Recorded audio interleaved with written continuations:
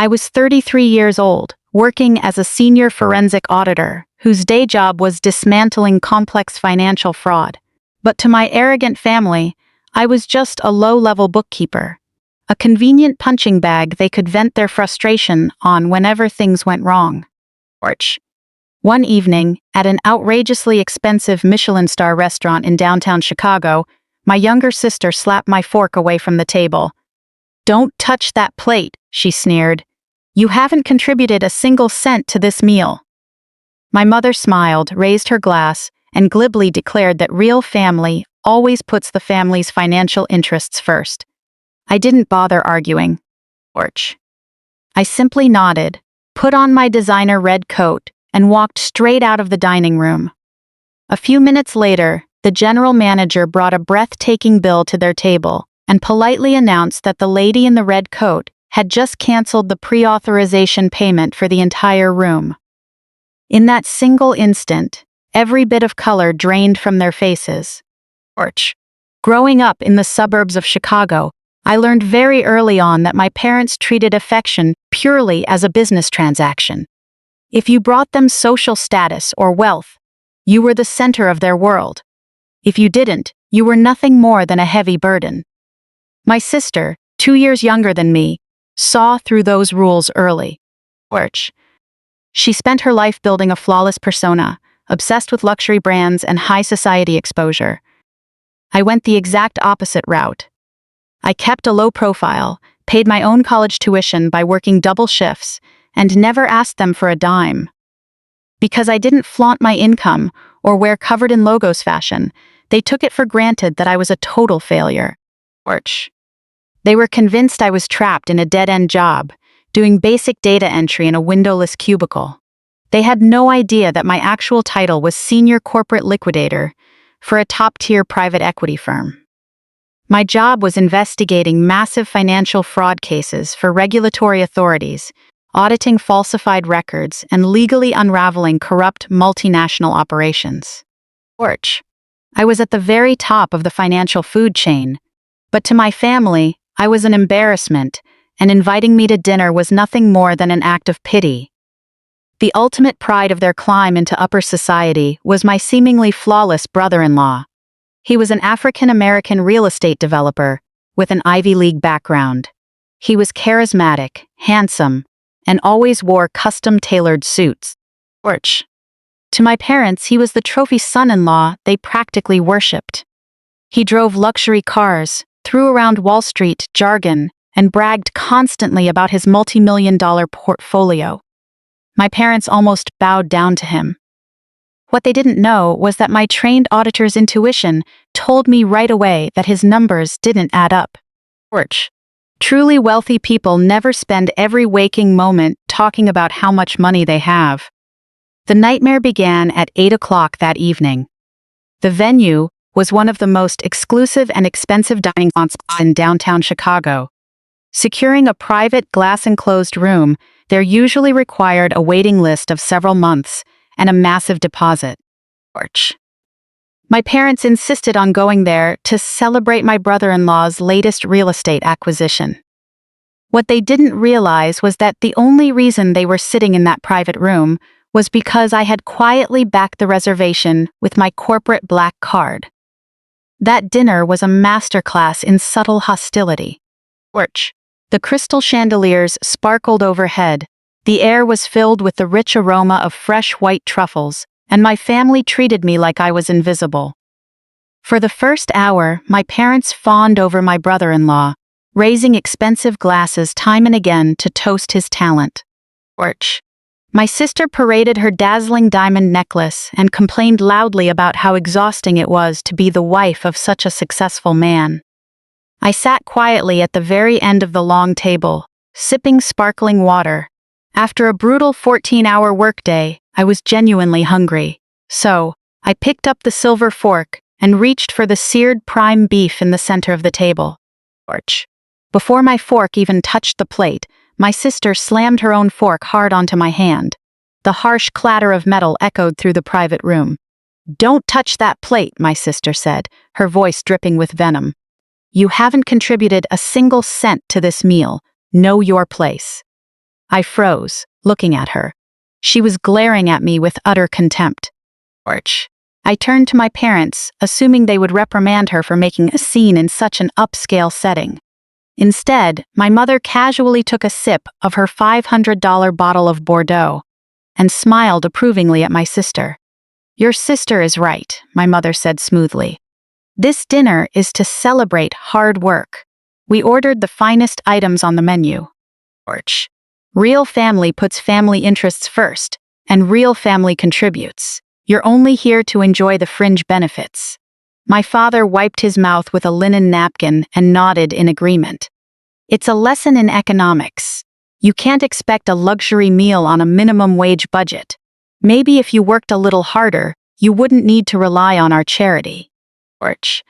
A heavy, humiliating silence fell over my end of the table. I felt my cheeks burn. For years, they had treated me like a second-class citizen. They had once drained my modest college savings account to pay for my sister's lavish island wedding in the Bahamas, swearing they would pay me back. They never did. Orch. And now, they were treating me like a stray, mocking me for asking for scraps at a table I had personally secured for them. My brother-in-law leaned back, adjusting the Rolex on his wrist. He reached into the inner pocket of his custom suit, pulled out his wallet, and drew out a crisp $20 bill. He tossed it across the white tablecloth, and it landed softly beside my empty plate. Orch. Get yourself a burger on the way home, he said, looking at me with pure pity. I know that dead-end bookkeeper job doesn't pay much. Don't worry about the coat check fee. I'll handle it. Us wealthy folks have to look out for the less fortunate after all. My sister giggled behind her hand. My parents chimed in with soft laughs, as if he had just delivered a brilliant punchline. Orch. I looked down at the $20 bill. Then I looked at the table covered in lobster, prime beef, and imported wine. I didn't cry. I didn't scream. My profession required me to remain completely cold and composed when facing cornered, arrogant financial offenders. At that moment, I channeled that exact professional standard. I calmly stood up. Orch. I picked up the $20 bill, walked over to my brother-in-law, and slipped it directly into the breast pocket of his spotless suit. You might need this for parking later, I said quietly. Without another word, I picked up my red designer coat from the back of the chair. I put it on, neatly buttoned it up, and walked out of the glass private room. Orch. I could hear my sister sneering behind me about my bad attitude, but I blocked out the sound completely. I walked straight to the dark mahogany front desk where the general manager, Simon, was standing. Simon knew me well. My private equity firm frequently booked his restaurant to host federal judges and Wall Street executives. Good evening, Simon said respectfully. Orch. Was everything to your satisfaction in the private room? The food was exquisite as always, Simon, I replied, keeping my tone entirely neutral. However, I need to leave early. The guests in private room 4 will be taking care of the bill themselves. I need you to completely remove my corporate card authorization from your system. Cancel the pre-authorization hold. Orch. Do not charge a single cent to my account. They will be paying for themselves tonight. Simon tapped quickly on his tablet and raised an eyebrow, but out of high-end service professionalism, he didn't ask a single question. Of course. The pre-authorization has been voided. I stepped out into the freezing night air and flagged down a taxi. Orch. As the car pulled away, I stared at the blurred neon lights of the city and checked my watch. Back at the restaurant, the server was approaching private room 4 with a black leather bill holder containing a tab for $4,500. I knew exactly what happened next, because Simon sent me a text update 5 minutes later. Orch. My brother-in-law had accepted the bill holder with a confident smile, pulling out a shiny platinum card to show off in front of his in-laws. But the server didn't take the card right away. I'm very sorry, sir, the server announced politely but loudly enough for the whole table to hear. The lady in the red coat canceled the reservation payment and asked me to hand the bill directly to you. Orch. Simon described in his message how my brother-in-law's confident smile instantly vanished. He handed over the platinum card. Declined. He handed over a second card. Declined again. As the card machine sounded its final embarrassing rejection, beep, the color drained completely from his face. Torch. My family was left sitting in a Michelin star restaurant, staring at a massive bill, completely out of options. The taxi dropped me off at a private underground entrance in the Gold Coast neighborhood. My family assumed I lived in a cramped, dreary studio apartment above a noisy laundromat in a rundown neighborhood. Torch. They had no idea I owned a $3 million penthouse duplex with floor-to-ceiling windows overlooking Lake Michigan. I stepped into the private elevator, rode it straight to the top floor, and shut out the freezing Chicago cold. I poured myself a glass of Cabernet, tossed my red coat onto the white leather sofa, and stepped into a steaming, soaking tub. Torch. For the first time all evening, I let my muscles fully relax. The quiet elegance of my home stood in sharp contrast to the hypocritical, suffocating chaos of my family. But that moment of peace didn't last long. My phone on the marble vanity began vibrating violently against the stone surface, ringing non-stop. I watched the screen light up with dozens of frantic notifications. My mother had called 15 times, my father 12, and my sister had sent a barrage of furious text messages. I picked up the phone, unlocked the screen, and played the voicemail my mother had left. Her voice was unhinged, sharp with unhidden panic and rage, echoing against my bathroom tiles. "You vengeful little child. I demand you call this restaurant immediately and fix this." Torch. His cards won't go through. Every single one of his accounts was declined. The manager refuses to let us leave, and they're holding us in the lobby like common criminals. Everyone's staring at us. Your father is humiliating himself, begging his golf buddies over the phone to wire cash so the restaurant doesn't call the police. Answer your phone right now and settle this bill. Torch. I played the voicemail twice. For a split second, I felt a familiar pang of childhood guilt, an ingrained reaction prompting me to jump up and solve my mother's problems just to make her stop shouting. But that frightened, desperate girl was gone. She had vanished years ago when they drained her college fund to pay for a luxury wedding and left her to figure life out on her own. Torch. I deleted the voicemail. Next, I opened my sister's text messages. It was a complete disaster of entitlement mixed with blind panic. She used every insulting word she could think of, threatening that her husband would ruin my life. Torch. She wrote that he was furious, convinced it was a banking error, and that as soon as the sun came up, he would use his contacts to make sure I lost my pathetic bookkeeping job. I simply laughed, set my phone to Do Not Disturb, and sank deeper into the warm water. Let them taste helplessness for once. Let them experience the exact humiliation they had tried to force onto me. Torch. An hour later, wrapped in a silk robe, I walked into my home office. My encrypted company laptop emitted a chime. My private equity firm operated globally, handling hostile acquisitions, asset liquidations, and tracing misappropriated funds for regulatory authorities. I didn't just balance books. I dismantled financial predators. Torch. My boss, the managing partner, had just sent over an urgent late-night file. The subject line read, "Hostile asset liquidation. Immediate action required." I sat down at my mahogany desk, the warmth of the wine contrasting with the cold, precise calculations taking over my mind. I downloaded the encrypted file and opened the executive summary. Torch.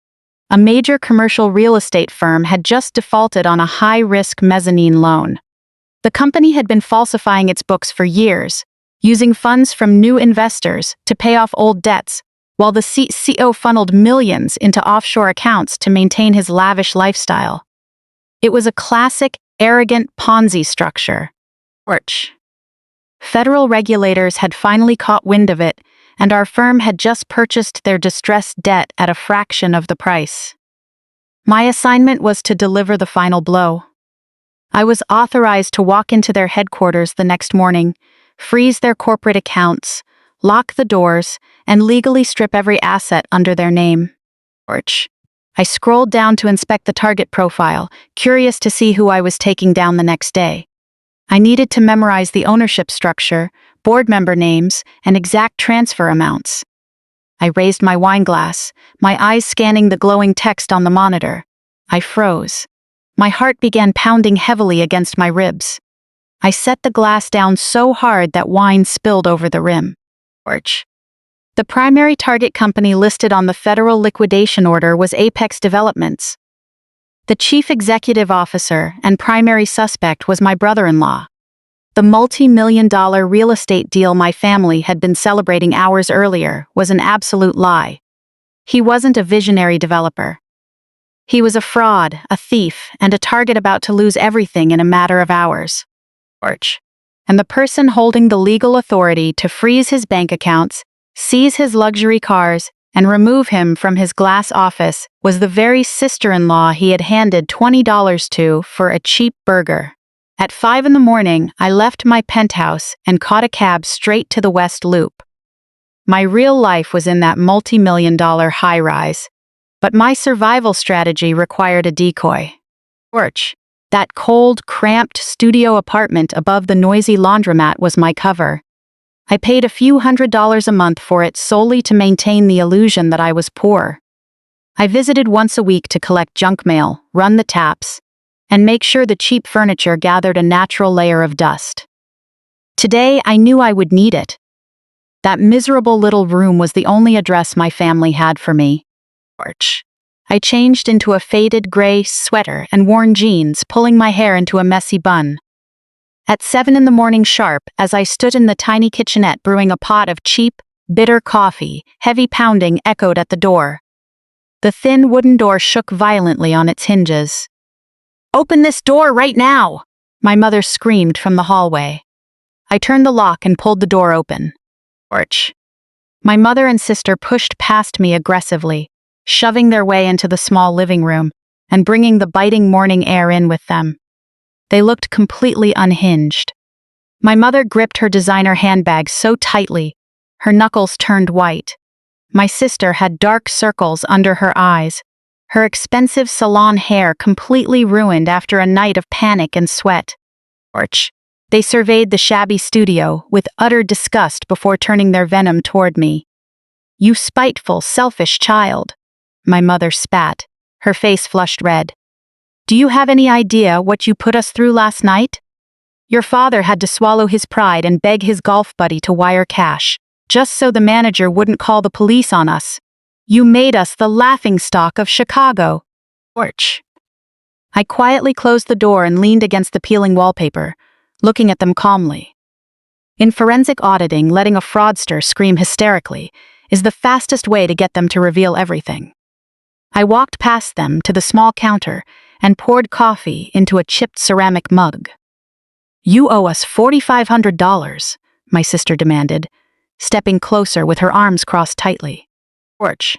My husband is furious. "You are going to write us a check right here and right now, or I swear I will make your life a living nightmare." I took a slow sip of the bitter coffee. "I don't owe you anything," I said plainly. "I didn't eat the prime beef. I didn't drink the imported wine. I didn't order the lobster. You knocked the fork out of my hand and told me to get a cheap burger, so I left. You ate that food. You pay for it." My mother slammed her hand down hard on the flimsy composite counter, making my mug rattle. "How dare you count pennies with your own family?" she shrieked. "We raised you. We gave you a roof over your head. Everything you have, you owe to us. We drained your entire college savings account just to pay for your sister's island wedding in the Bahamas, and we never once asked you for a thank you. Paying for one dinner is the absolute least you can do to make up for your sister having to tolerate your depressing presence." She said it with such absolute conviction. My mother had just openly admitted to stealing the hard-earned money I made working 2 jobs in high school. She admitted to ruining my academic prospects just so my sister could have ice sculptures and champagne towers on a beach. And she genuinely believed that theft gave her the permanent right to claim whatever was mine. Years ago, hearing those words directly from her would have crushed me. Porch. I would have cried, begged for her affection, and tried to make amends. But standing in that decoy apartment, holding the federal authorization to liquidate their entire existence, I felt no emotion, only a cold, clinical sense of satisfaction. In my mind, the emotional audit of my family was officially complete. They were a bad debt, and I was finally writing them off. I set my mug down. Porch. You stole my college fund, I stated clearly, and now you want me to pay for your husband's luxury dinner just because his card was declined. His card was not declined because he's broke, my sister screamed, her voice piercing in the small room. His bank flagged the transaction as suspicious because of the large amount. He's a multimillionaire. Porch. You're just a pathetic bookkeeper trying to frame him out of pure jealousy. We aren't leaving until you hand over the money. And if I don't? I asked, tilting my head slightly. Then I'm calling the police, my sister declared, pulling out her smartphone and holding it up like a weapon. I'll report you for fraud. You put reservation in your name. Porch. That means you're legally responsible for the bill. You walked out on a tab. You'll be arrested, and you'll lose that pathetic front desk job before noon. My mother nodded heavily, crossing her arms in solidarity with her favorite daughter. We will press charges. We won't let you ruin this family's reputation and get away with it. I didn't panic. Porch. I didn't raise my voice or show a single trace of fear. I walked over to the small desk in the corner, opened the top drawer, and pulled out a stack of neatly stapled documents, pages I had printed hours earlier at my real home. I walked back and handed the stack straight to my sister. What is this? She asked impatiently, glancing down at the dense legal text. Porch. That's a copy of the state hospitality fraud statutes, I explained, my voice low, calm, and imposing. As a bookkeeper, I like to be precise with financial regulations. You'll find that under state law, the person who actually consumes the goods and physically attempts to make payment holds legal liability for the debt.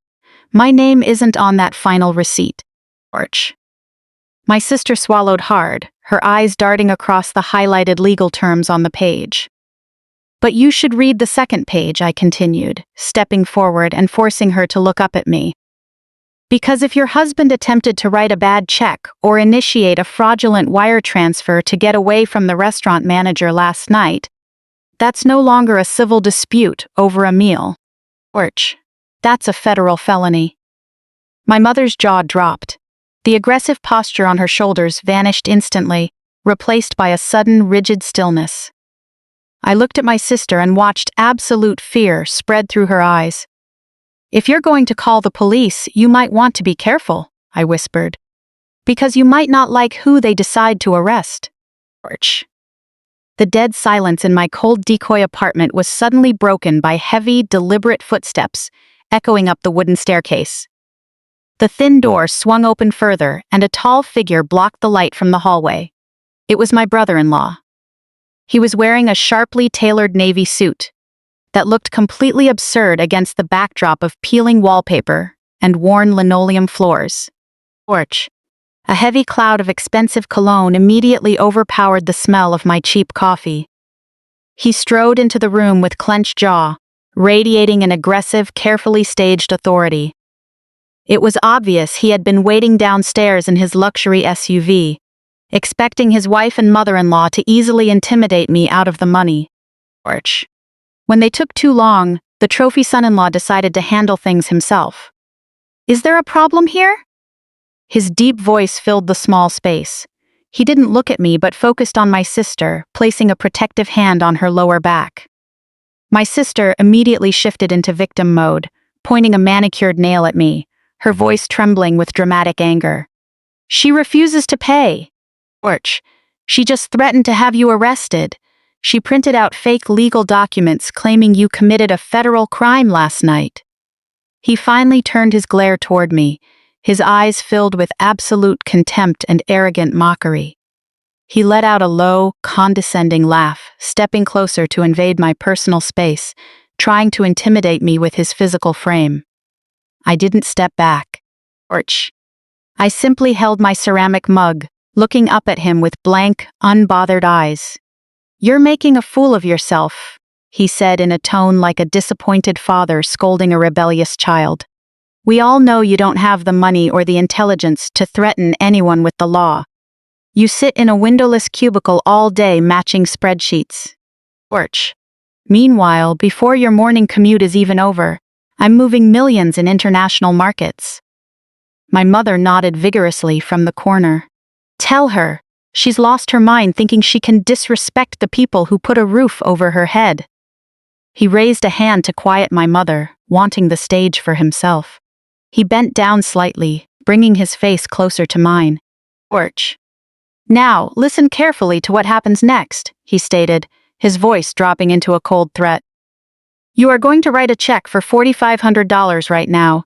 Then, you are going to look my wife in the eye and apologize for ruining our dinner. If you don't do exactly as I say in the next 60 seconds, I will make one phone call." I took another slow sip of coffee. "Torch. One phone call?" I asked, keeping my voice steady. "Yes, one phone call," he sneered. "Chicago is a small town for people at the top. I play golf with managing partners at almost every major firm in this city. I know the people who sign your pathetic paycheck. If you don't hand over the money for last night's bill, I will personally call your boss. Torch. I will tell them you are a liability, a thief, and a massive risk to their reputation. I will have you fired from that dead-end job before lunch, and I'll make sure no decent financial institution in the state ever hires you again." My sister smiled triumphantly. "Did you hear that? He can ruin your life with a single word. Hand over the money." Torch. I looked at the three of them standing in my decoy kitchen, utterly convinced of their own delusions. My brother-in-law genuinely believed he was an untouchable industry giant. He thought his custom suit and aggressive posture made him invincible. He had no idea I had spent the entire night studying the forensic audit report of his fraudulent company line by line. Torch. I knew exactly how much money he had stolen, which offshore accounts he used to hide funds, and precisely how close he was to total financial ruin. "You're going to ruin my life?" I asked, setting my coffee mug down on the counter with a sharp clatter. "I could crush you like an ant," he bragged, adjusting his cuffs. Torch. "I'm currently pushing a $10 million high-rise development in the South Loop. I control boardrooms filled with billionaire investors. To me, you're an ant. Don't force me to step on you." I looked him straight in the eye, letting absolute silence hang in the room for several seconds without blinking. "A $10 million high-rise project?" I repeated softly. "Torch. You mean Apex Tower on Michigan Avenue?" He frowned slightly, clearly surprised I knew the specific name of his corporate entity, but quickly recovered his smug smile. "Yes, Apex Tower, the project that will secure my family's wealth for generations. Now, get your checkbook." I leaned forward, placing both hands on the edge of the counter. "Torch. If your multi-million-dollar project is so secure, why did your primary construction vendor, Atlas Contracting, file a mechanic's lien against your property at 4 o'clock yesterday afternoon?" The arrogant smile on his face vanished instantly, as if wiped away by a heavy blow. His jaw slackened, and the color drained from his skin, leaving him looking pale and hollow. "Torch, what did you just say?"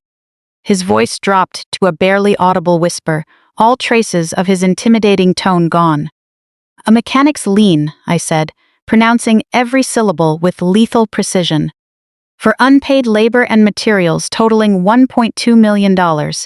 They filed it because your company checks have been bouncing all week." Torch. "In fact, that's the real reason your platinum card was declined at the restaurant last night, isn't it? Your accounts aren't undergoing security maintenance. They're overdrawn." My sister looked between me and her husband, her brow furrowed in deep confusion. What is she talking about? What's a mechanic's hook's lien? Make her shut up. He didn't look at his wife. He didn't look at my mother. Torch. His eyes were locked onto mine, wide with sudden, suffocating panic. He was no longer looking at an obedient, low-level bookkeeper. He was looking at a woman who somehow held classified financial data capable of destroying his entire illusion. "How do you know about that?" he demanded, his breathing short and irregular. That filing was sealed by my legal team last night. It's not public record. George, how could you possibly know about a sealed federal filing from yesterday afternoon? My phone suddenly went quiet because my legal team began pulling the relevant federal forms. I set the phone on my polished mahogany desk, my perspective now back in my real office, staring at the glowing numbers on the display. My parents had stolen my identity. George. They had forged my signature to guarantee a $2 million loan for the man who had just tossed $20 at me like I was a beggar. The depth of that betrayal was breathtaking. But I had no time to process emotional trauma. I had a corporate execution to prepare for. My phone vibrated again against the solid wood surface. My mother's name flashed on the screen. George. I let it ring 3 times, calculating her motive. Less than an hour ago, she and my sister had stormed out of my decoy apartment, threatening to call the police on me. I pressed answer, fully expecting a barrage of insults. Sweetheart, my mother's voice drifted through the speaker, dripping with a forced sweetness that made the hair on the back of my neck stand up. George, I hope you've calmed down since this morning. I muted the microphone for a brief second just to digest the complete turnabout in her attitude. I unmuted it. I'm very calm, I replied evenly. Wonderful, my mother said, sighing as if she carried the weight of the world on her shoulders. Your father and I were talking. George, we realized you must be under a lot of stress with that little bookkeeping job of yours. Maybe that's why you snapped at everyone. We're willing to be generous. We want to extend an olive branch. An olive branch? I repeated. Yes, my mother continued, her voice returning to its familiar bossy rhythm. This Saturday evening, we are hosting a major dinner at the country club. George, it's an exclusive event. Your brother-in-law is being honored by the City Investment Committee as Entrepreneur of the Year. All his top investors will be there, and we want you to attend. I stared at the flashing financial files on my screen. His business empire was a carefully constructed house of cards collapsing in real time. Yet he was accepting an entrepreneur award. George. The sheer audacity was staggering. Why do you want me there? I asked, keeping my tone carefully neutral. Because family is family, my mother insisted. You made a terrible scene at the restaurant and embarrassed us this morning, but he is a forgiving man. If you show up, support him publicly, and apologize to him and your sister in front of everyone, he's willing to overlook it. George. It shows family unity. It shows we're standing together. You need to come and take photos with us. This is non-negotiable. I leaned back in my leather office chair. My auditor's mind immediately began dissecting the logic behind her sudden change of heart. My mother never forgave anyone. She never extended olive branches unless she had a hidden agenda. George. Why did they urgently need me to show up at a high-profile dinner and take photos with investors? Then, looking at the forged $2 million loan document on my screen, all the pieces clicked together seamlessly. His cash flow was completely severed. The lien filed by his construction vendor had likely already alerted his main backers. George. Rumors of his bounced checks were probably spreading through financial circles. He needed to project absolute stability to stop his investors from pulling out. But more importantly, he needed me. I was the co-guarantor on his highest-risk loan. If investors or auditors started questioning his funding, he needed to show them that his co-guarantor was a happy, willing participant. George. He needed visual evidence of my compliance to validate the forged documents. They weren't inviting me to forgive me. They were inviting me to use my presence to reassure the market. I realized that if I refused, they would panic and potentially try to shift assets away. I needed them to feel completely secure. I needed to play the fool. George. I let out a long, trembling sigh, injecting just the right amount of defeat into my voice. Do you really want me to come? I asked, sounding small and submissive. We certainly want you to go. My mother took the bait immediately. Her voice hardened slightly, reclaiming her usual dominance. But you needed to behave yourself. No talking back. George. No more printing absurd, fake, legal documents to intimidate your sister. You dress appropriately, you smile for the cameras, and you thank him for everything he's done for this family. Do you understand me? I understand, I said softly. I'll be there. I'll make things right. She let out a triumphant little grunt. Good, see you Saturday, don't be late. Then she hung up. Orch. The moment the line went dead, the submissive look on my face vanished without a trace. A cold, dangerous smile spread across my features. I locked my computer screen, picked up the printouts of his fraudulent offshore transfers, the forged loan documents, and the federal liquidation order, and walked straight out of my office. Orch.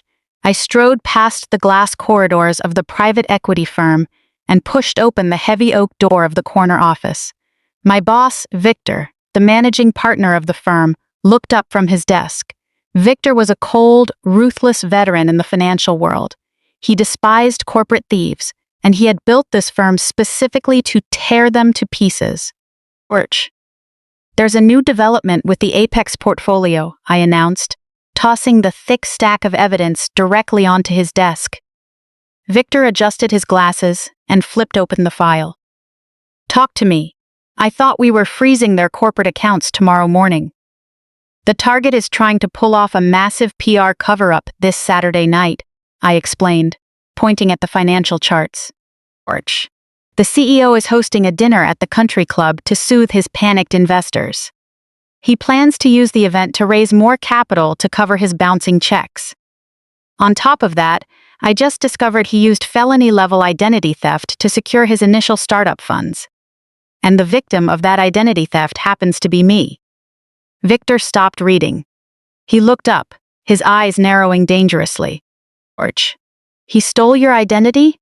Yes, I stated firmly.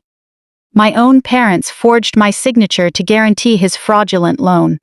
They think I'm just an uneducated bookkeeper who doesn't know any better. They just invited me to the dinner to parade me in front of investors to prove the loan is legitimate. They want me to apologize and smile for the cameras. Orch. Victor leaned back in his chair, tapping an expensive pen against the desk.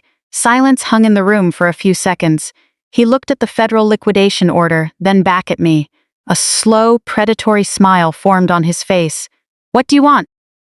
I placed both hands flat on his desk. I am the lead investigator on this case. Orch. I hold the legal authorization to execute asset freezes and serve bankruptcy notices. I am asking for your authorization to delay the corporate seizure by 48 hours. I don't want to catch him in an empty office on a quiet Friday morning. I want to personally serve the federal liquidation order this Saturday night, in front of every single investor he's trying to deceive. Orch. Victor didn't hesitate. He picked up his pen, flipped to the final page of the federal authorization form, and signed his name in a sharp, aggressive cursive. He pushed the approved liquidation order back to me. Take them down, Victor said. Burn his empire to the ground. I picked up the signed order. My family wanted me to show up at their country club and play my part. Orch. I was going to give them everything they wanted.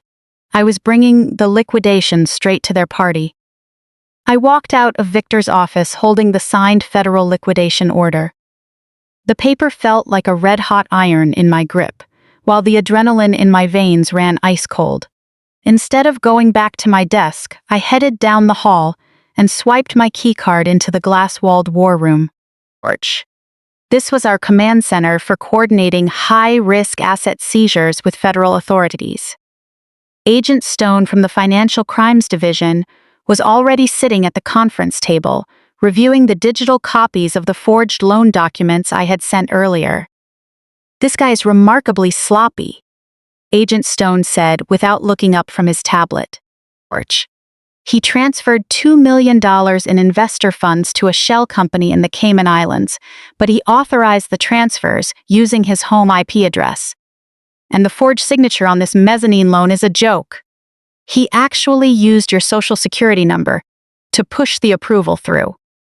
He thinks he's the smartest guy in Chicago. I sat down across from him.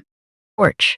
He thinks his custom suits and country club membership make him invincible. But right now, he's bleeding fast.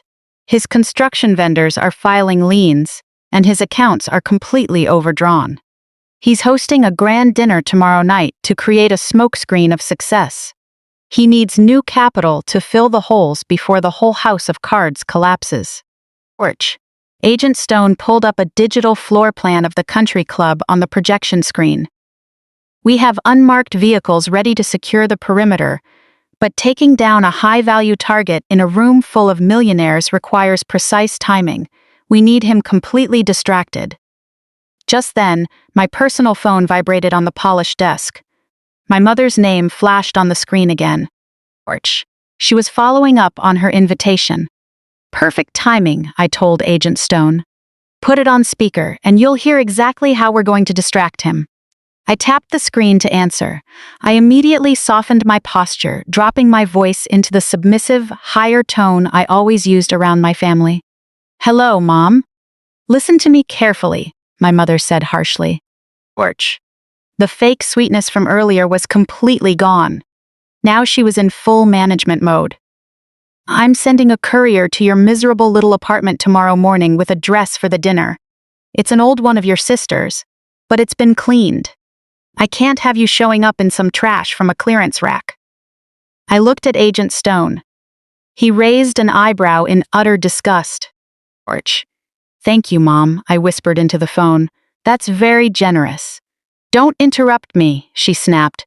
We put you at table 4, right by the stage. He arranged for a photographer from a major business magazine to cover his speech.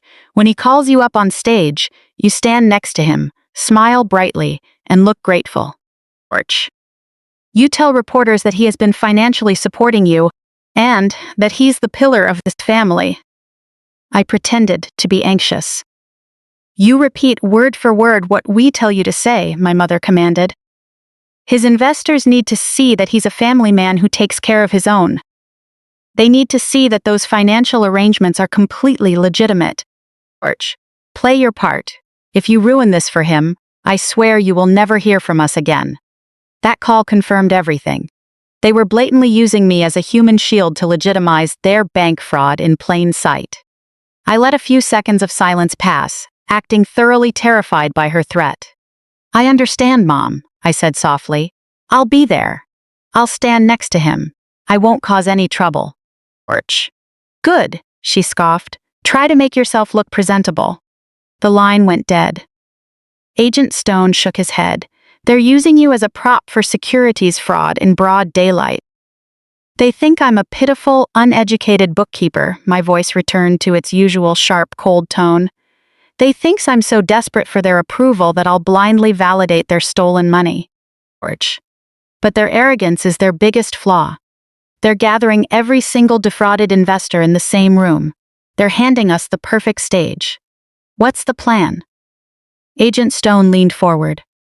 I'm walking straight into that dinner. I traced a line along the main banquet hall on the digital floor plan.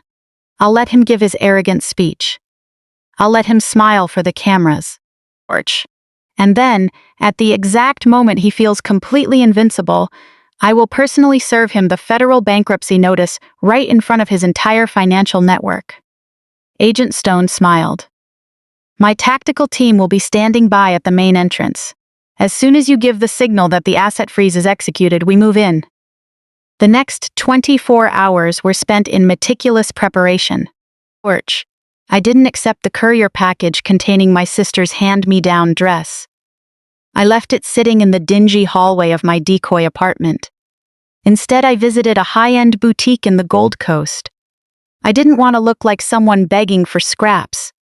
I wanted to look like a predator at the top of the food chain. I bought a stunning, custom-tailored deep red pantsuit. Porch. It radiated absolute authority. I paired it with diamond studs and sleek black heels that would echo sharply with every step. By Saturday evening, the Chicago skyline began to sparkle. I sat in the back of a black luxury sedan, watching the city lights streak across the tinted windows. Resting on the leather seat beside me was a heavy document folder sealed with a red tag. Porch. Inside was the complete forensic audit report, the evidence of the forged $2 million loan, and the federal liquidation order that would strip him of everything. My phone vibrated with an encrypted text From Victor. Green light? Executing the freeze on your signal, the sedan pulled onto the long, manicured driveway of the country club. Porch. Valets were busy opening doors for luxury vehicles, and the faint sound of a string quartet drifted from the main banquet hall. My family was waiting inside for their submissive, broken daughter to show up and play the fool. I picked up the heavy document folder, stepped out of the sedan, and walked toward the entrance. It was time to burn their empire down. Porch. The sedan came to a smooth stop under the grand portico of the country club. Uniformed valets hurried to open doors for Chicago's financial elite. My phone vibrated with an encrypted text from Agent Stone. His federal tactical team was positioned at the north and south gates in unmarked black vehicles, waiting for my signal to lock down the perimeter. I stepped out into the cool night air. Porch. I wasn't wearing the faded sweater or worn shoes my family was used to. I wore the dark red pantsuit. Its cut was razor-sharp, fitting my frame with commanding precision. My sleek black stiletto heels clicked against the imported marble floor with chilling authority. Tucked tightly under my arm was the heavy leather folder containing the federal liquidation order. Porch. The grand banquet hall was a sea of tuxedos and designer gowns. Servers maneuvered through the crowd carrying silver trays of champagne and caviar. I scanned the room, my trained eyes effortlessly distinguishing true wealth from those desperately trying to fake their way into the circle. My family was gathered in the VIP section right in front of the stage, acting like royalty. Porch. Before I could reach the main dining area, a hand grabbed my elbow. It was my sister. She yanked me into a secluded alcove near the coat check. Standing beside her were two of her wealthy friends, who were sizing me up with practiced disdain. "You actually showed up," my sister sneered, her eyes scanning my red suit. "What on earth are you wearing?" Porch. "Did you pick up some cheap knockoff at an outlet store? You look ridiculous trying to dress up like an adult. We brought you here to be background noise, not to dress like a fire truck." I looked at her two friends, who were giggling behind their champagne glasses. I didn't even blink. Standing completely upright, I let my gaze wander slowly upward until it settled on her neck. Porch. Lying against her collarbone was a massive, dazzling necklace that caught the light of the crystal chandeliers. "Like it?" My sister noticed my stare and immediately puffed out her chest. "He bought it for me this afternoon to celebrate his award. It's a 5-carat custom diamond piece. He wants everyone to know how successful his company is." Porch. "Honestly, your entire annual salary couldn't buy the clasp on this necklace." I took a step closer to her. Part of my job as a liquidator involved assessing the actual value of physical assets seized from fraudulent operations. I knew a fake when I saw one. I leaned in, keeping my tone conversational but loud enough for her friends to hear every word. "It's a pretty piece," I said smoothly. Porch. "But if he told you those were custom diamonds, you might want to check his credit card statement." My sister frowned, her smug expression freezing. "What are you talking about?" I pointed subtly at the stones. "Real diamonds have a high refractive index, meaning they reflect cool gray and white light. Porch. The stones on your neck are scattering a brilliant rainbow of color, which is the textbook optical characteristic of cubic zirconia. Furthermore, the platinum setting on the back has a serial mark I recognize. It belongs to a catalog company that rents high-end jewelry for the weekend." I paused, looking her in the eye. "You're wearing a $200 weekend rental." Her two friends gasped. Porch. One of them covered her mouth to hide a laugh and took a step back, distancing herself as if wearing fake jewelry were contagious. The color drained from my sister's face. Her entire identity was built on the illusion of wealth. Being exposed for wearing cheap, fake diamonds in front of the women she tried so hard to outshine was social suicide. Porch. Her hand shot up to cover the necklace as if I had burned her. She looked at her friends in sheer panic, realizing her glamorous persona had just shattered. "You're lying," she hissed through clenched teeth, her voice trembling with humiliation. "You're just jealous because he's a millionaire and you're nothing." Before her breakdown could escalate further, a heavy hand gripped my shoulder. Orch. It was my father. He looked furious, his face a deep reddish purple above his tight bow tie. He dragged me away from my sister and her whispering friends, pulling me behind a massive floral arrangement near the entrance. "What is wrong with you?" he growled under his breath. "You've been here 5 minutes and you're already causing trouble. I told your mother bringing you was a mistake." Orch. I smoothed my suit jacket, unaffected by his physical intimidation. I was just admiring the jewelry. He leaned in close, his breath smelling of expensive scotch and nervous sweat. His eyes darted nervously around the room, keeping track of the wealthy guests. He knew there were financial issues, even if he didn't know the full extent of the federal investigation. Orch. He pointed a thick finger at my face. "Listen to me very carefully. The investment committee is about to call him to the main stage. There are over 50 high-net-worth investors in this room, and some of them have been asking unpleasant questions about recent cash flow." I raised an eyebrow, acting innocent. "Unpleasant questions? Why would they do that?" He waved his hand dismissively. "Orch. Just market paranoia. But he needs to project absolute stability tonight. When he gets on that stage, he's going to call you up to stand with him.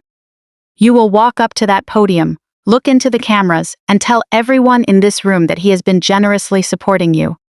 You will say his business is thriving and that he is the rock of this family." His grip on my arm tightened dangerously. "Orch. You will smile.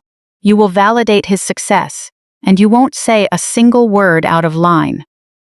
Do you understand me?" I looked down at the heavy leather folder tucked under my arm. Inside was the federal authorization that would freeze every bank account tied to his name. I looked back up at my father, the man who had forged his own daughter's signature to protect a criminal. Orch. A slow, predatory smile spread across my face. "Don't worry, Dad." My voice was smooth and ice-cold. "When I get on that stage, I will give him exactly what he deserves." I pulled away from my father and stepped back into the sea of guests in the banquet hall. Crystal glasses clinked, and low conversations filled the massive space. Orch. At the front of the room, the master of ceremonies tapped the microphone for attention. He practically floated onto the stage. He had a natural magnetic charisma that had undoubtedly helped him fool every millionaire in the room. He adjusted the lapels of his custom suit and offered a polished smile as applause washed over the room. Orch. Photographers' flashes strobed repeatedly, capturing images of the so-called business prodigy at his peak. I stood near table 4 watching my mother. She sat at the main table, beaming with pride like a queen inspecting her domain, completely unaware that her castle was built on gasoline. And I was holding the match. Orch. "Thank you, everyone." His smooth voice carried through the surround sound system. "Tonight isn't just about celebrating my company's success. It's about celebrating everyone in this room who believed in our $10 million development. We are reshaping the Chicago skyline, and we are doing it together." The investors at the front tables nodded in approval. Orch. He was giving a masterclass in market manipulation, talking endlessly about expected returns, community development, and generational wealth. He fed them exactly what they wanted to hear to keep them from checking their portfolios. Then, his tone shifted into a calculated, humble register. He placed a hand over his heart. But true success isn't just about profit margins. Orch. It's about how we use that wealth to uplift those around us. It's about taking care of the vulnerable members of our own family.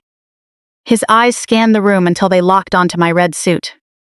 The trap my parents had set was springing perfectly. "My sister-in-law is here tonight," he pointed directly at me. The spotlight snapped toward me, the intense light making me squint slightly. Orch. She works a humble, difficult bookkeeping job. She knows what it's like to struggle at the bottom. But in our family, we never leave anyone behind. I've made it my personal mission to support her financially and ensure she always has a safety net. He called out warmly, "Please, come up to the stage." Polite applause rippled through the hall. Orch. The wealthy investors smiled, clearly touched by this display of family generosity. My father shot me a stern glare from his seat, silently warning me to play my role. I didn't hesitate.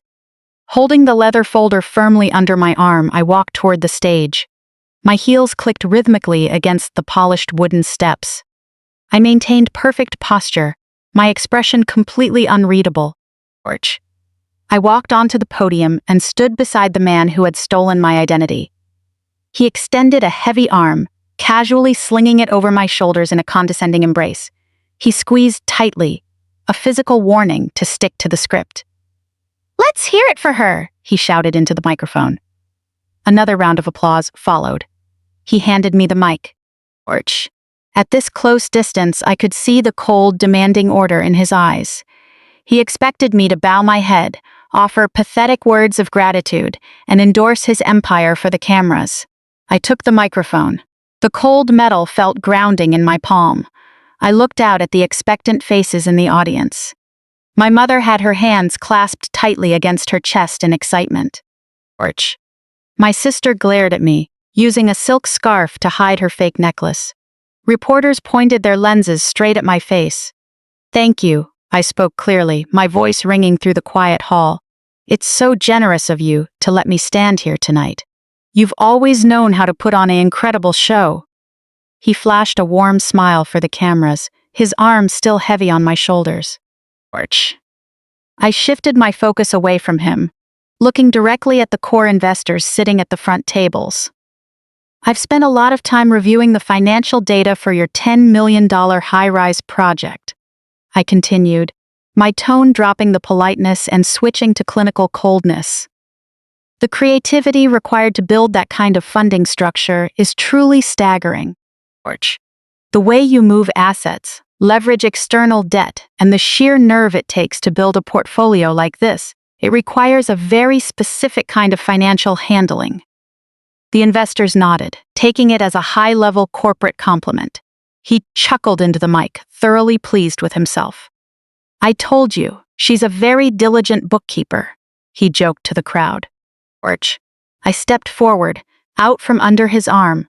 I placed the heavy leather folder flat on the clear acrylic podium.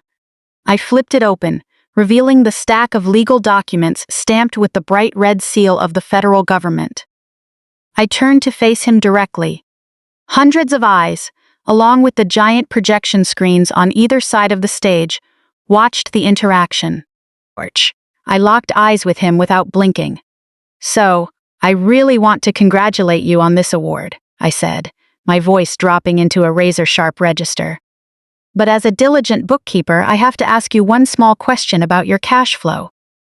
He frowned slightly, his perfect smile cracking for a fraction of a second.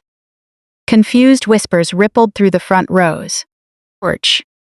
"If your real estate firm is as healthy and successful as you've been bragging to these investors." I leaned closer to the mic, ensuring every syllable echoed clearly.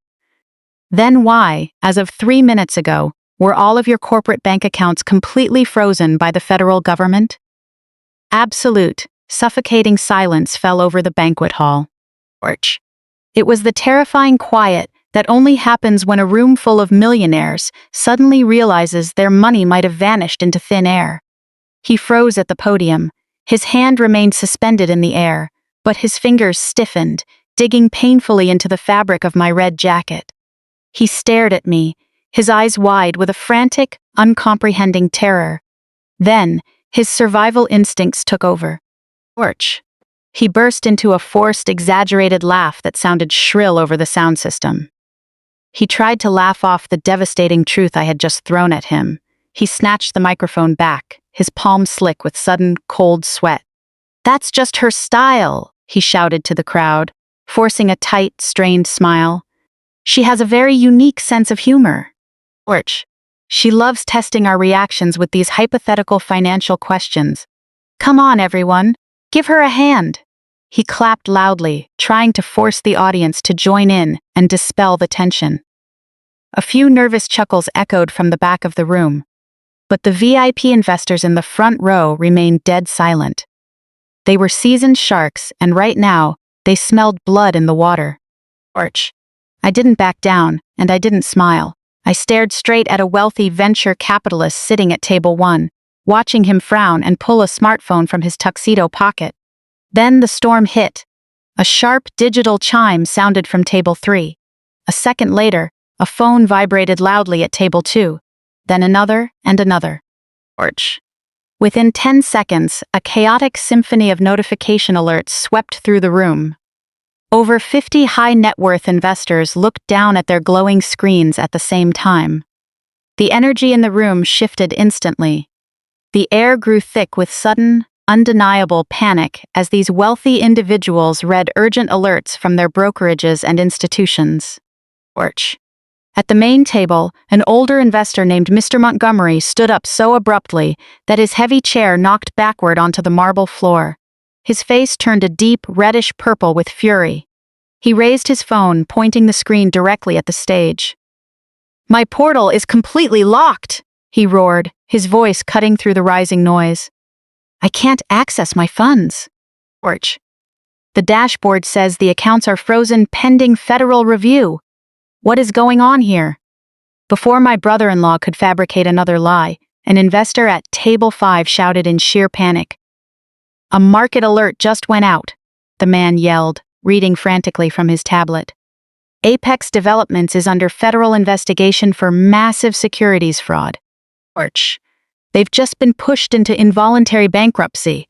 Regulators have halted trading on all associated funds and flagged the CEO for misappropriation of capital." The banquet hall erupted into complete chaos. It was no longer an elegant gathering of Chicago high society. It was an uproar of cornered, furious millionaires realizing their fortunes had been wiped out by the man on stage. Orch. Men tuxedos shouted and surged toward the stage, demanding their money back. Women in designer gowns frantically called their private wealth managers.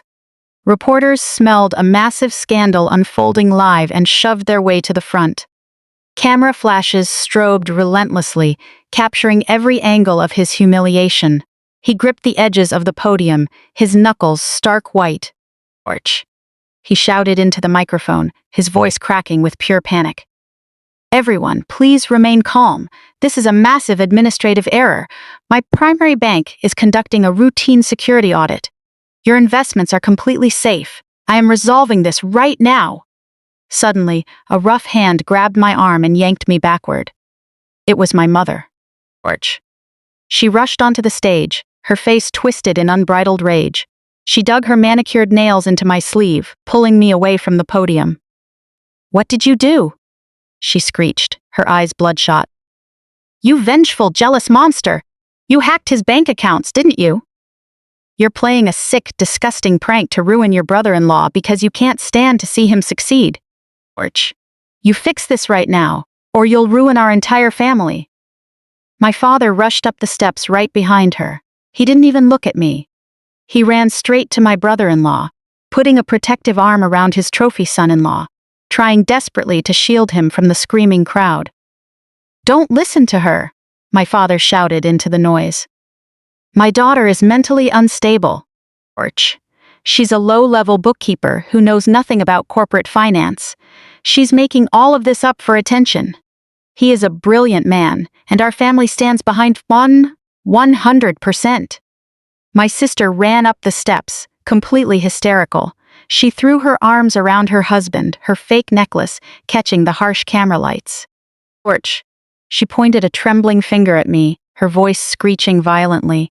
"Arrest her," she screamed at the crowd and the club security guards. "She's maliciously sabotaging a multi-million-dollar company out of spite.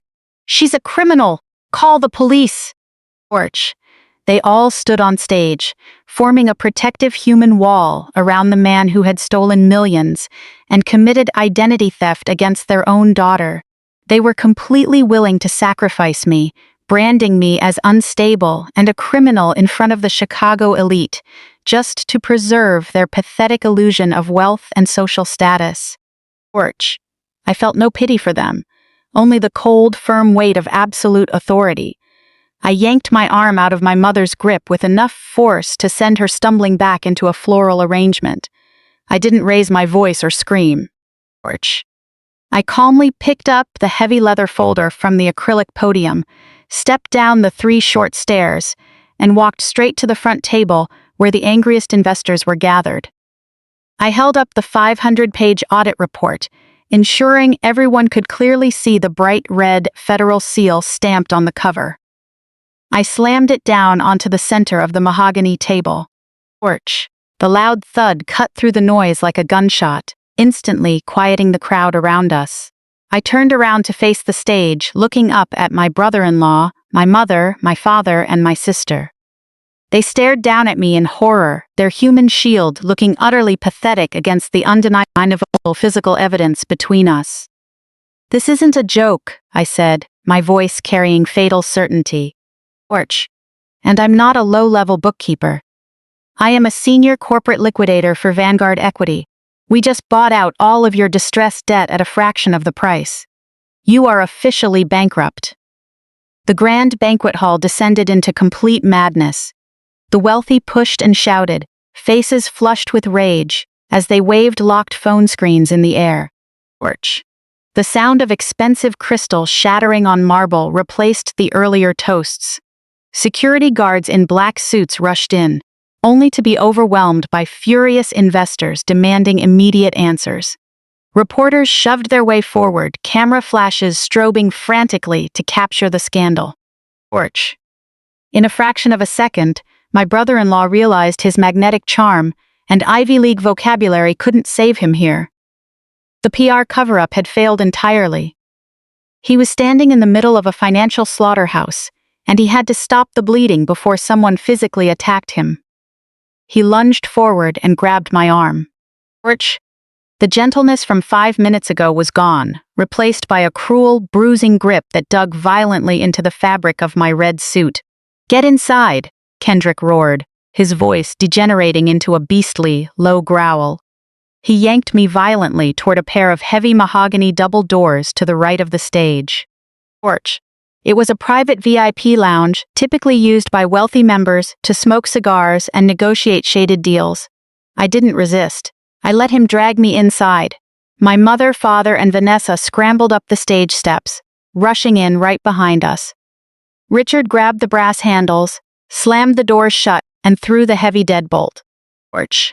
The thick wood instantly stifled the deafening roars of the crowd outside, sealing the 5 of us in a tense, suffocating silence. The moment the lock clicked, Kendrick stripped away his polished, mature facade entirely.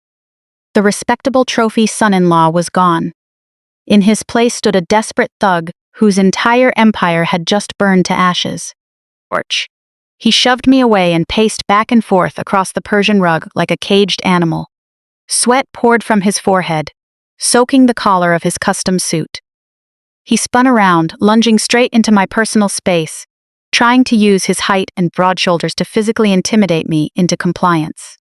"Fix this right now," he commanded, his chest heaving with ragged breaths. "Orch.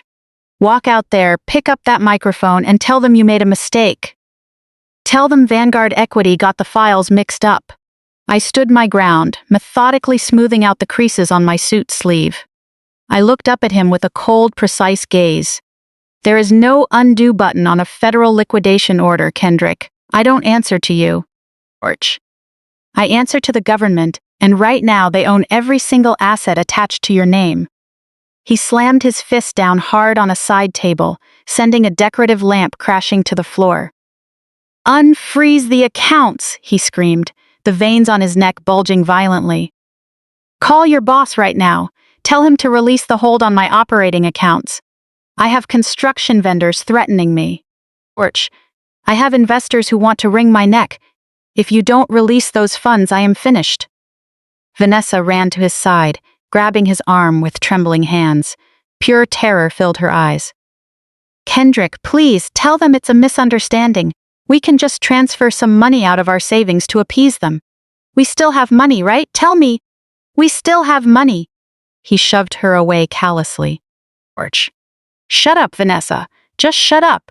He turned his frantic gaze back to me, trying to stand tall for one last desperate, pathetic attempt at bravado.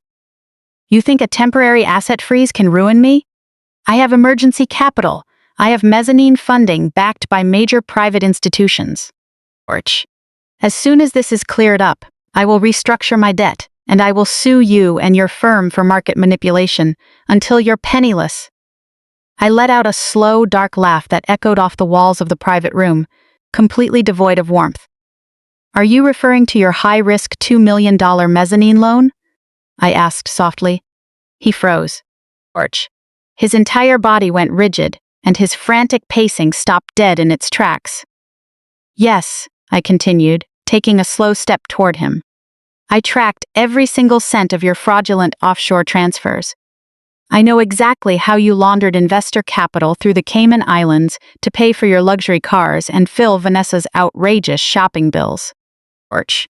But what fascinates me the most is your initial startup funding. I took another step forward. 18 months ago, your personal credit was completely shot.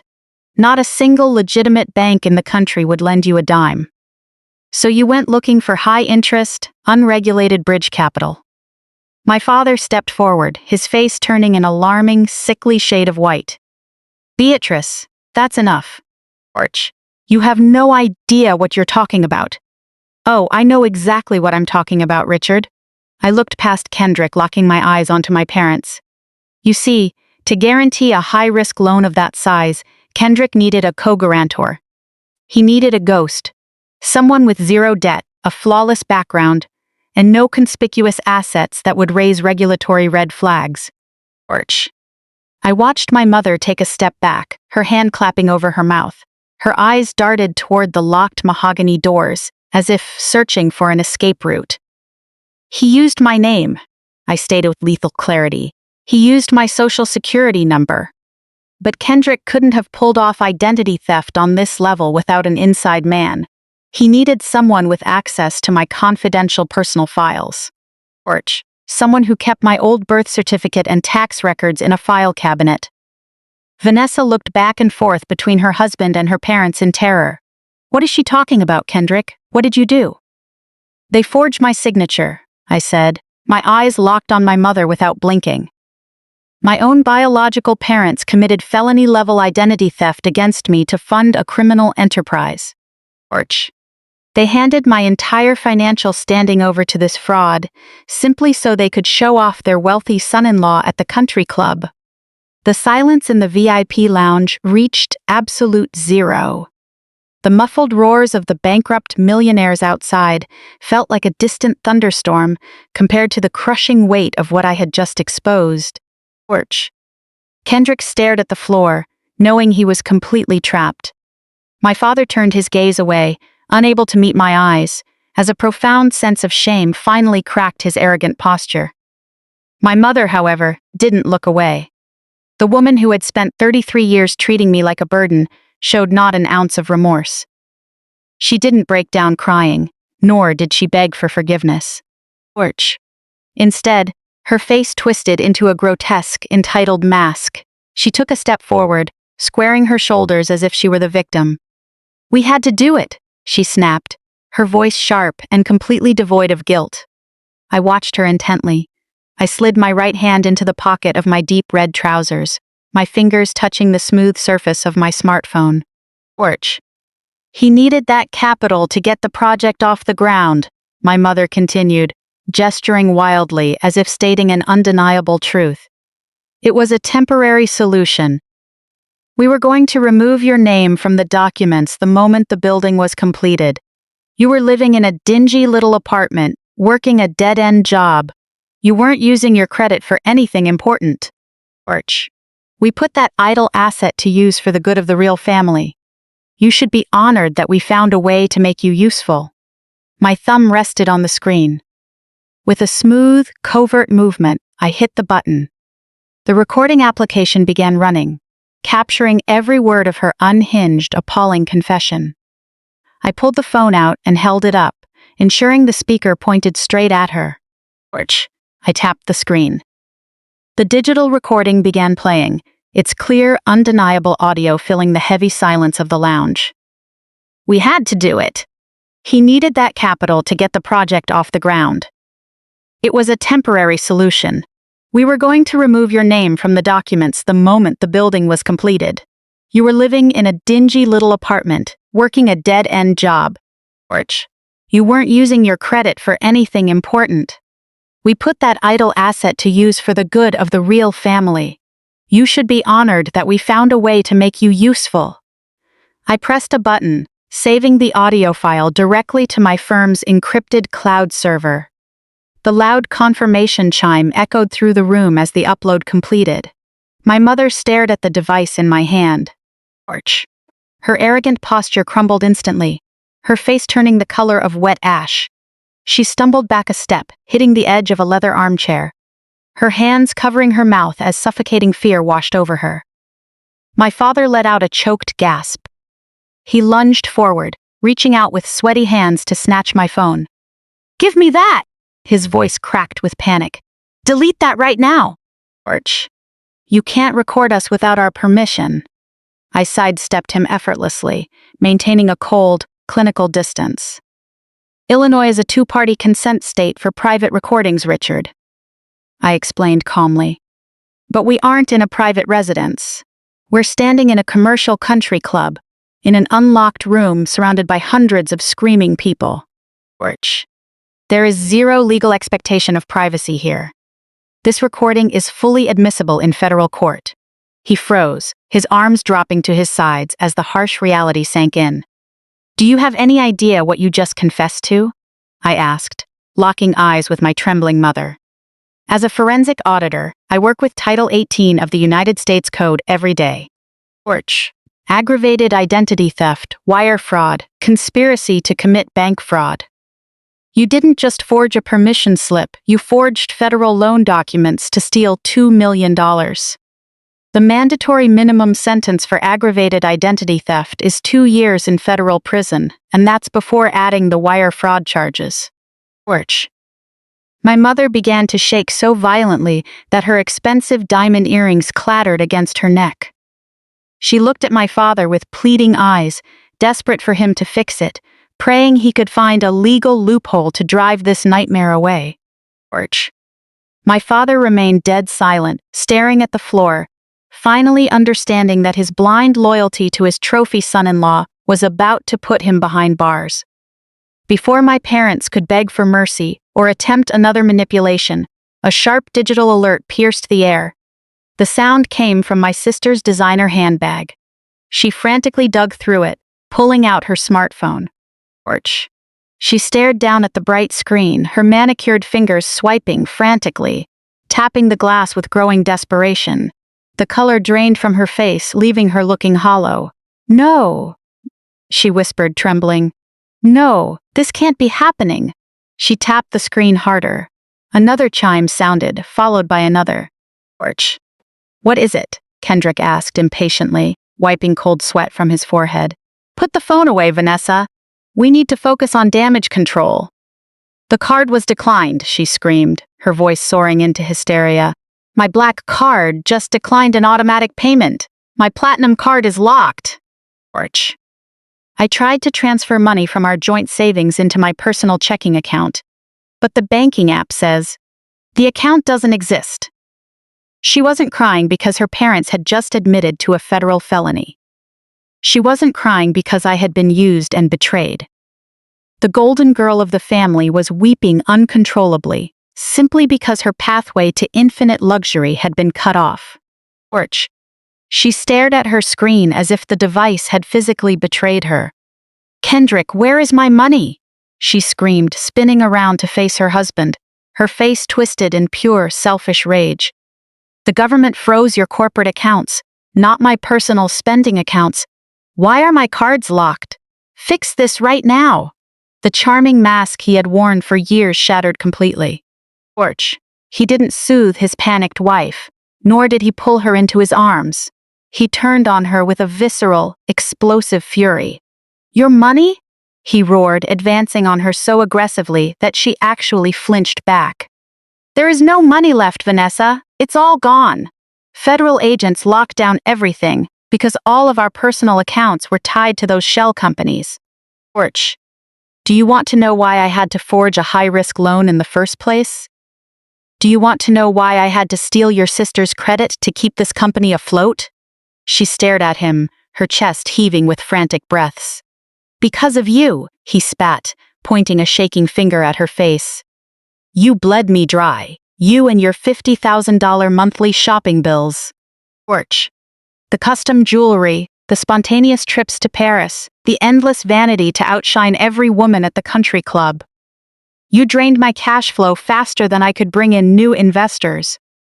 I had to forge that loan just to cover your credit card bills so you could keep playing the millionaire's wife. She gasped as if struck. You're blaming your own incompetence on me? I'm your wife. Torch. Supporting me was your job. You told me you were a genius. You told me we had endless resources. You're just a cheap fraud. You lied to me. I lied to you? He erupted into a harsh, unhinged laugh. You never cared where the money came from, Vanessa. As long as designer bags kept arriving at the door, you never asked a single question. You're a parasite. Torch. You and your parents are a bunch of leeches using me for status. How dare you? My mother screeched, finally finding her voice to defend her fragile pride. We brought you into Chicago high society. We gave you credibility. We even committed a crime to save your failing business. I stood straight, watching this picture-perfect family tear each other apart without mercy. Torch. The illusion of loyalty between them was completely gone. The moment the money vanished, they turned into beasts, ready to tear the flesh from each other's bones just to save themselves. They never cared about family. They only cared about survival and optics. I slowly raised my left wrist, pulling back the sleeve of my dark red jacket to glance at my watch. Torch. The golden hands showed that my timing was absolute perfection. I looked up at the three of them, my expression calm. You really shouldn't be arguing over who spent whose money or who had worse shopping habits, I said softly, my voice cutting through their chaotic shouting like a knife. They all stopped, turning to look at me with a mix of fury and fear. Torch. I gestured toward the heavy mahogany double doors. Because you have a much bigger problem right now, I continued smoothly. You should be thinking about who's going to post your bail.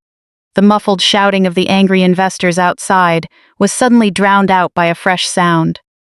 It began as a faint siren wailing through the crisp Chicago night. Torch. Within seconds it multiplied, echoing across the manicured lawns of the country club. It was the piercing, unmistakable sound of multiple police sirens approaching fast. The sirens reached a crescendo, vibrating the heavy mahogany doors of the VIP lounge. Red and blue lights strobed through frost-glass windows, casting long, erratic shadows across the Persian rug. Kendrick stumbled back. Torch. His commanding bravado was gone, leaving him looking like a cornered animal searching frantically for a trapdoor that didn't exist. My mother pressed her back against the wall, her hands shaking so violently that she dropped her designer clutch. It hit the floor, scattering expensive cosmetics across the rug. Vanessa froze in place, her eyes wide with a terror she couldn't put into words.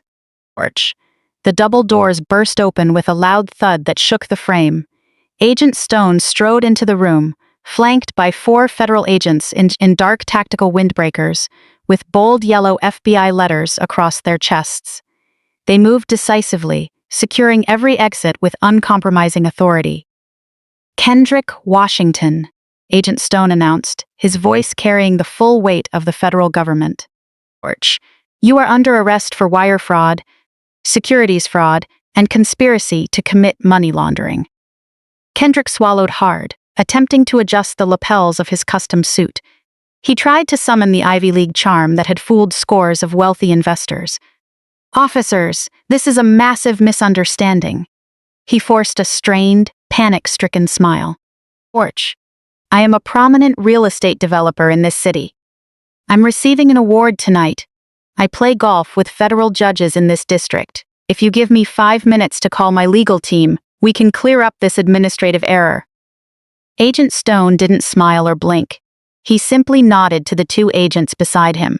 Torch. The agents stepped forward in unison, grabbing his sleeves and spinning him around roughly. Kendrick gasped in shock as they forced his hands behind his back. The sharp, cold, metallic click of handcuffs locking into place was the loudest sound in the room. The silver cuffs gleamed under the warm chandeliers, standing in stark contrast to his dark skin and expensive fabric. "Orch, we can discuss your golf buddies while you're being processed," Agent Stone said coldly. "Take him out." The agents led him out of the lounge, and I followed right behind them, keeping pace with the team. When we stepped into the main banquet hall of the country club, the entire room of Chicago elites fell dead silent. High net worth investors, socialites, and business tycoons froze with half-filled champagne glasses, watching the so-called entrepreneur of the year paraded through the hall in handcuffs. The photographers my mother had hired to record his glory days immediately raised their lenses. Flashes strobed like a thunderstorm. They were no longer covering a success story. They were capturing the front-page downfall of a criminal empire. Vanessa stumbled out behind us, trying to cover her face, but the flashes caught her ruined makeup from every angle. The camera lenses documented her desperate tears alongside the ridiculous fake necklace resting on her collarbone. My parents followed close behind, heads bowed low. In front of the very social circle they had sacrificed their own daughter to impress, they suffered total humiliation. The people they had tried so hard to win over stared back with utter disgust. The agents escorted Kendrick through the grand lobby and out the front doors. As we stepped under the massive portico, the freezing Chicago wind hit us. 3 black SUVs sat idling in the valet lane, their red and blue lights casting a harsh strobe across the white pillars. Kendrick dug his heels into the pavement, resisting for a second as the agents tried to push him into the back of the transport vehicle. He twisted his head wildly, looking for one last lifeline, his desperate eyes locked onto my father. 4 months after I used the real threat of federal prison to force my parents into withdrawing their absurd demands, the brutal Chicago winter finally melted into a crisp, forgiving spring. Vanguard Equity was hosting its annual charity auction gala inside the magnificent vaulted hall of the Field Museum of Natural History. I was no longer the woman hiding in the shadows, pretending to be an obedient, struggling bookkeeper to appease a toxic family. As a senior partner who had just successfully liquidated the Midwest's most high-profile real estate portfolio, I was the center of attention. I wore a backless emerald green evening gown that swept across the polished marble floor. Holding a crystal glass of sparkling water, I was surrounded by city officials, federal judges, and hedge fund managers, all hanging on my every word. The air smelled of old money and absolute authority. On my home turf, I was untouchable. The high-end catering company running the event was known for its unforgiving standards. They employed a small army of servers carrying heavy silver trays through the crowd, ensuring the elite guests never had to wait for a drink or hors d'oeuvre. I was standing near a dinosaur skeleton exhibit, listening to a bank executive praise my firm's recent quarterly earnings, when a movement near the kitchen service door caught my eye. A woman stepped out from behind the swinging doors. She wore a stiff, ill-fitting black uniform with a starched white collar. Her hair, which used to be perfectly highlighted and styled at top salons every week, was pulled back into a severe, unflattering bun. She wore no designer makeup, no sparkling diamond earrings, and none of the arrogant posture I knew so well. She looked exhausted, her shoulders slumping under the weight of a heavy tray filled with crab cakes. It took my trained eyes just 3 seconds to process and confirm her identity. It was my mother. She was working as a hired catering server. The sheer poetic justice of the situation was breathtaking. The woman who had spent her entire life despising the working class, the woman who had tried to force me to pay a $4,500 restaurant bill because I wasn't a real part of her wealthy family, was now serving food to the very social circle she had tried so hard to belong to. She had no pension, no estate, and no wealthy son-in-law to show off. She was surviving on minimum wage and tips. I watched her move carefully along the edge of the crowd, her head bowed, terrified of making eye contact with anyone. She recognized these people. She had drank mimosa cocktails at the country club with half the women in this room. Now she was just an invisible, hired hand. Before she could retreat back to the safety of the prep kitchen, a woman in a silver sequined dress stepped out from the crowd and approached our circle. It was Camila DuPont. Camila was a billionaire heiress and one of the most ruthless socialites in Chicago's elite circle. More importantly, she had been my mother's primary rival at the country club. They used to play tennis together, constantly trying to outdo each other with backhanded compliments and designer bags. Camila walked straight toward me, genuine admiration shining in her eyes. She stepped directly into the space between my mother and me, forcing my mother to stop dead in her tracks to avoid bumping into the guest. Camila completely ignored the server standing 3 feet behind her. To Camila, a woman in a black uniform carrying a tray wasn't a person. She was just a moving piece of furniture. "Beatrice, darling," Camila said loudly, her voice easily cutting through the chatter. "I've been looking for you all evening. My wealth manager practically begged me to get 5 minutes of your time. I desperately need your expertise on the commercial real estate sector. Everyone says the market is volatile, but I heard about your thunderous maneuvers with Apex Developments. You completely dismantled them. Everyone is saying you're the most powerful financial mind in Chicago right now." I offered Camila a warm smile, but my peripheral vision stayed locked on the trembling server behind her shoulder. My mother was frozen. I could see her knuckles turning white as she gripped the edges of the silver tray. Trapped under the bright lights of the grand hall, she was forced to stand there and listen. The situation with Apex was simply a matter of identifying diseased tissue and cutting it away before it infected healthy operations, I replied smoothly, my voice filled with authority. The market isn't volatile, Camila. It's just undergoing a necessary purge. If you know how to read the forensic data, now is an incredible time for secure investments. Camila nodded eagerly, hanging on every word. You are brilliant, Beatrice. Truly. As she spoke, Camila absent-mindedly reached out a hand toward the stiff server, not bothering to look at my mother's face. She snapped her manicured fingers twice, a sharp, demanding sound for obedience. Napkin, quickly, Camila ordered casually. I watched my mother flinch instinctively at the sound of the snap. The woman who had once demanded absolute obedience from everyone around her was now being barked at like a dog. She had no choice. If she ran away now, the catering company would fire her, wiping out what little income she had left. My mother took a slow step forward into the bright lights of our circle. Keeping her chin pressed tight against her chest and her eyes glued to the marble floor, she prayed that Camila wouldn't recognize her face. She extended a trembling hand, offering the billionaire heiress a crisp white cocktail napkin. Camila snatched the napkin without a word of thanks, turning her attention to a federal judge who had just joined our group. Judge Thompson, Camila announced with reverence. You simply must meet Beatrice. My portfolio manager says she is the undisputed savior of the Chicago real estate market. She completely crushed that shameless fraudster at the country club. She is the most powerful financial queen in this city. Those words hung in the air, echoing off the vaulted ceilings of the museum. The savior of the Chicago real estate market, the most powerful financial queen in this city. My mother heard every single syllable. She heard the billionaire socialite she used to worship pay open homage to the daughter she had thrown away like trash.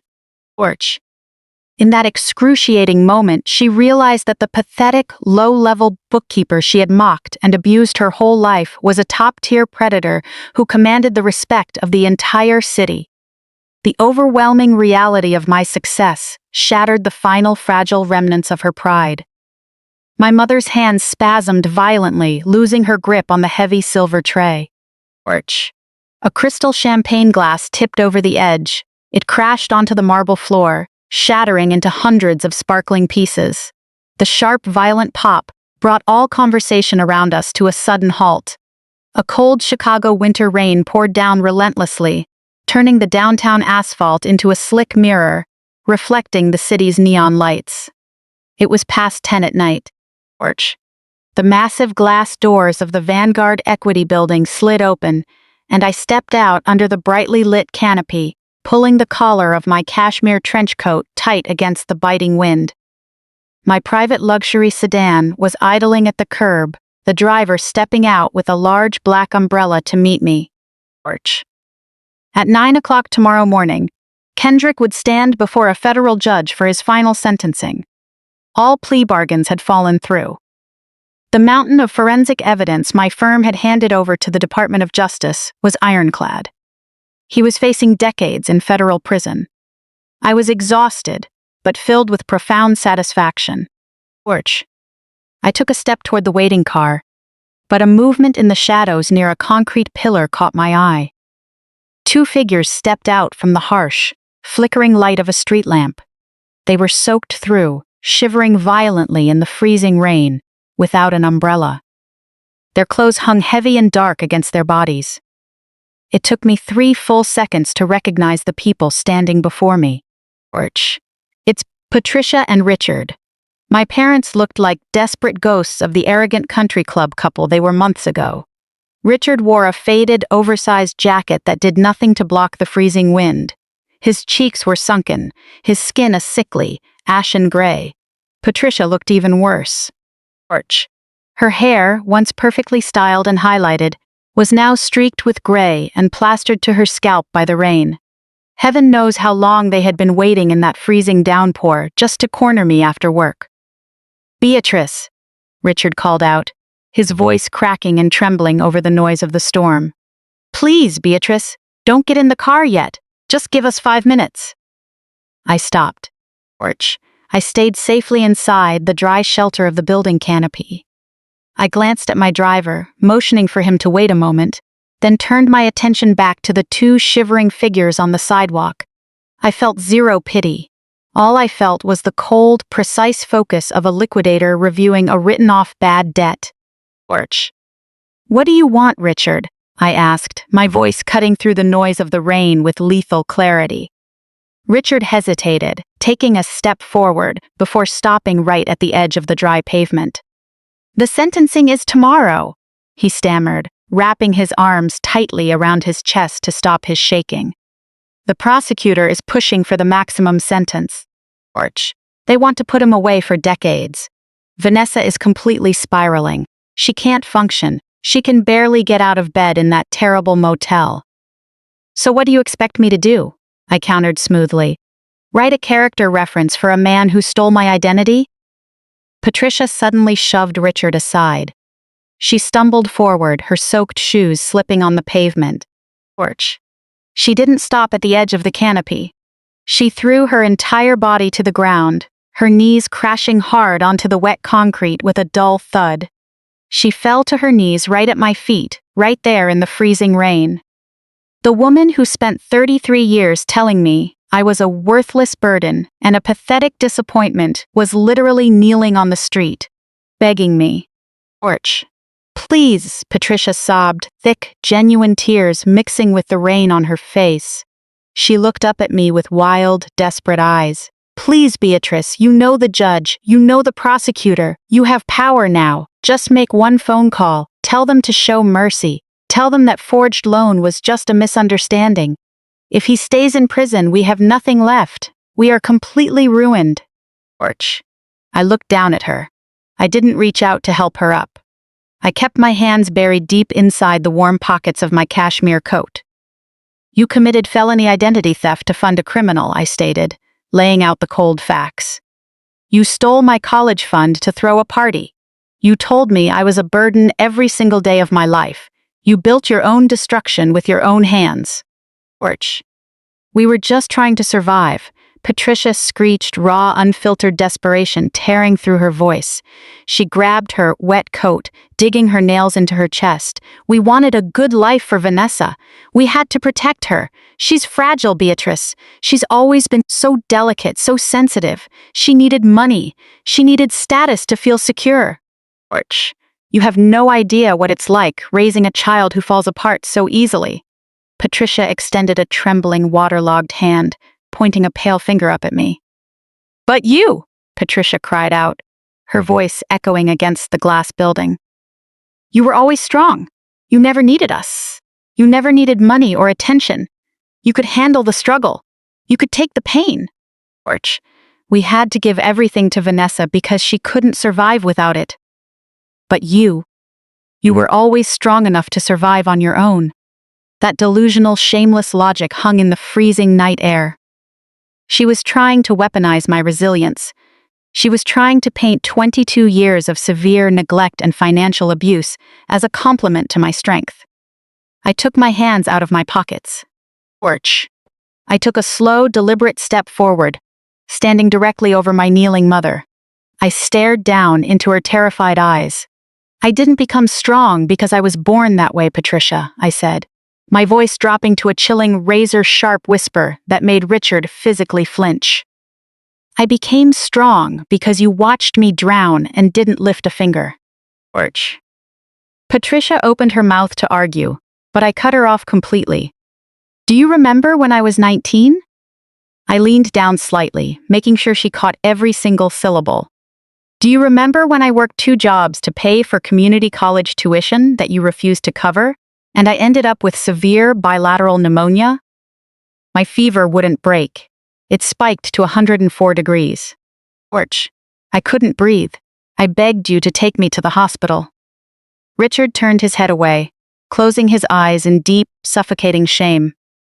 You drove me to the emergency room, I continued, the memory turning my voice into ice, and you dumped me right outside the automatic doors. I was coughing up blood on the sidewalk, and you didn't even stop the car. George, you stepped on the gas and drove away, leaving me alone in a plastic chair in the waiting room for 14 hours. Do you remember why you left me there, Patricia?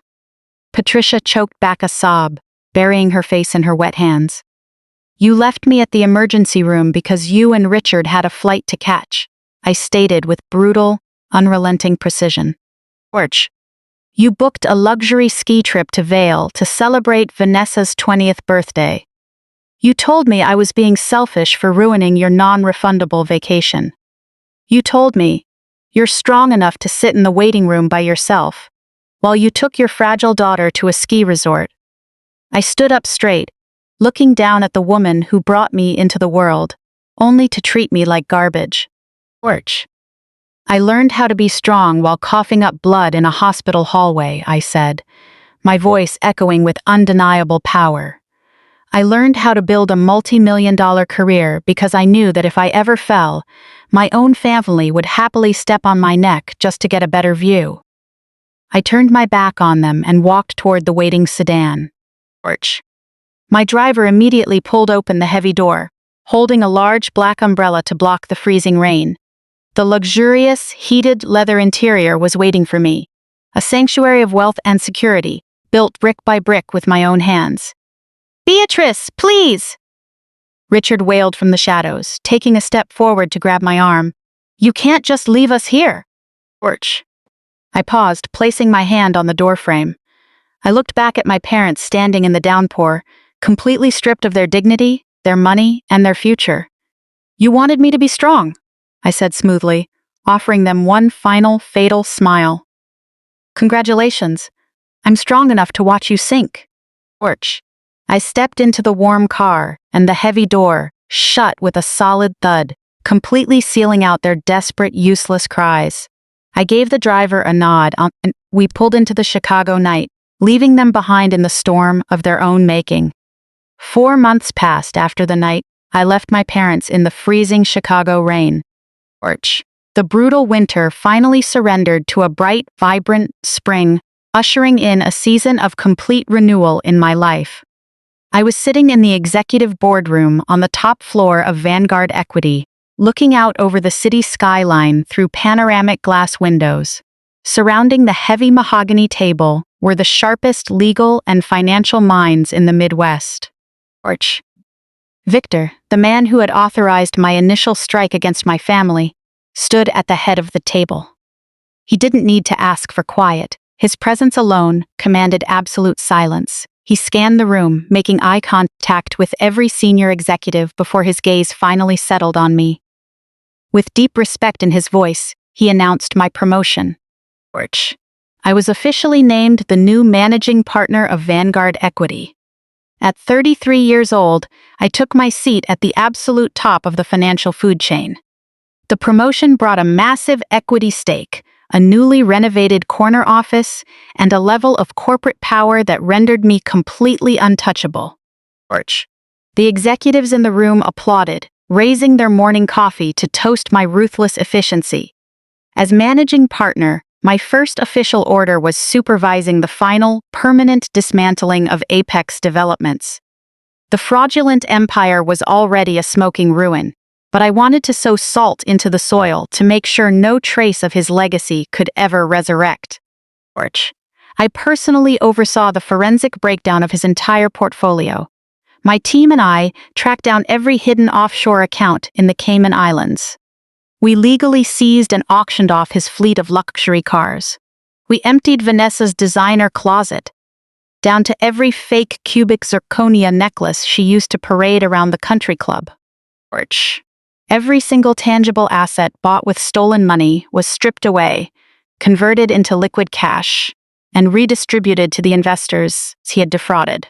But the crown jewel of his arrogance was his $10 million high-rise project in the South Loop. He had intended to build that tower as a monument to his massive ego. A luxury playground for the Chicago elite, designed to secure his fake social status. Financially, the easiest option would have been selling the half-built property to another commercial developer for a quick profit. But I didn't choose the easy route. I chose the poetic one. Using my new authority as managing partner, I completely restructured the project's debt and secured a massive tax credit partnership with the city of Chicago. We brought in new architects and completely rewrote the elitist blueprints. I transformed his lavish vanity project into a state-of-the-art, high-quality affordable housing complex for working-class families.